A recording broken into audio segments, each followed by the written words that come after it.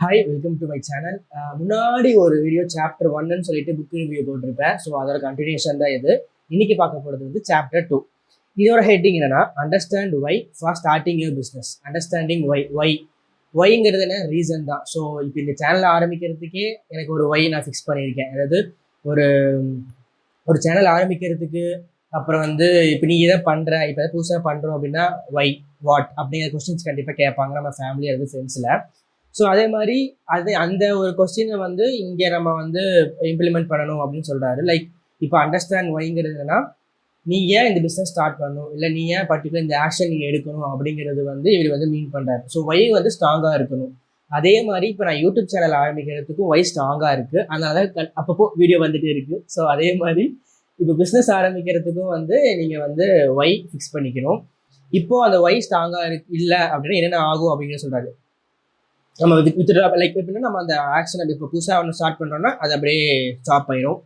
அதே மாதிரி சேலஞ்ச் நம்ம ஃபேஸ் பண்ண மாட்டோம், டெசிஷனை வந்து எடுக்க முடியாது.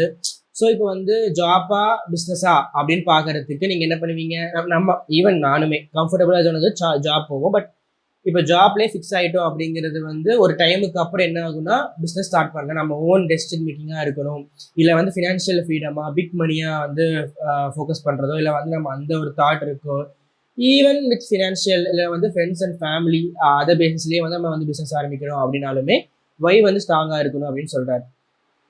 இதில் வந்து ஒய் வந்து எப்படி சில பேர்த்துக்கு இருக்கலாம் அப்படின்னா, சேலஞ்ச் அண்ட் லேர்னிங். இப்போ வந்து பிஸ்னஸ் ஸ்டார்ட் பண்ணுறோம் அப்படின்னா அது சேலஞ்சாகவும் இருக்கும், அது லேர்னிங்காகவும் இருக்கும். அதை வந்து ஒரு ஒய்யாக வச்சு கூட ஸ்டார்ட் பண்ணுவாங்க. அதே மாதிரி இண்டிபெண்டன்ஸ். ஸோ நமக்கு வந்து 9 to 5 வந்து இருக்கணும், 9 to 6 அந்த டைமிங் இருக்கிறது அதெல்லாமே வந்து இருக்காது. ஆனால் ஃபினான்ஷியல் சக்ஸஸ் சொன்ன மாதிரி பிக் மணியை பார்க்குறவங்க. அதே மாதிரி ஸ்டேட்டஸ் அண்ட் ரெகனைசேஷன். ஸ்டேட்டஸுங்கிறது ஃபினான்ஷியல் ஃபேமிலி அது எனிதிங், அது வந்து இண்டிவிஜுவலை பொறுத்து மாறும்.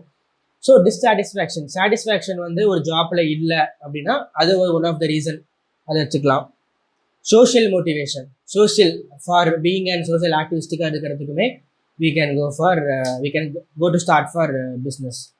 இப்போ மோஸ்ட் காமன் ரீசனாக ஒரு ஆத்தர் வந்து 4 மென்ஷன் பண்ணுறாரு. என்ன அப்படின்னா, மணி. ஆப்வியஸாக மணி கண்டிப்பாக இருக்கும். ஜாப் ஹேட் பண்ணுறவங்க, பாஸ் ஹேட் பண்ணுறவங்க. என் தம்பி வந்து மேனேஜர் ஹேட் பண்ணுவான். ஸோ அதாவது இப்போ ரீசெண்டாக 2 months ஆகுது. ஸோ ரீசெண்டாக லைக் ஃப்ரெஷர் 2 months ஜாப் போயிட்டு இருக்கேன். அவன் வந்து மேனேஜரை வந்து ரொம்ப ஹேட் பண்ணுவான். ஸோ அதுக்காக வந்து பிஸ்னஸ் பண்ணணும் அப்படி யோசிக்கிறானே தவிர பிஸ்னஸ்க்கான ஒய் அவன் ஸ்ட்ராங்காக இல்லை. ஸோ அதை நான் மீன் பண்ணிட்டு இருக்கேன் அவன்கிட்ட.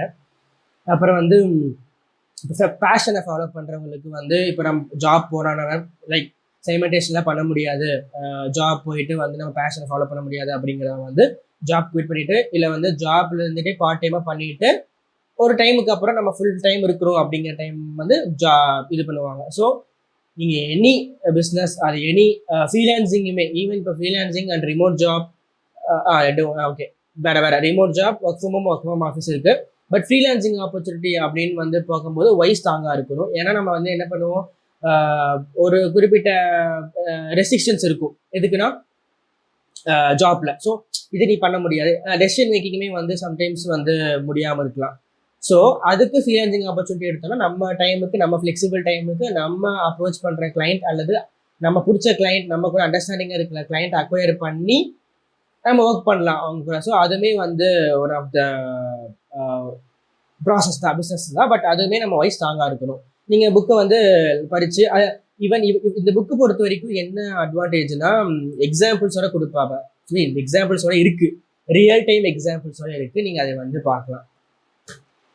ஓகே, நெக்ஸ்ட் சாப்டரோட பார்க்கலாம். Thank you, bye bye.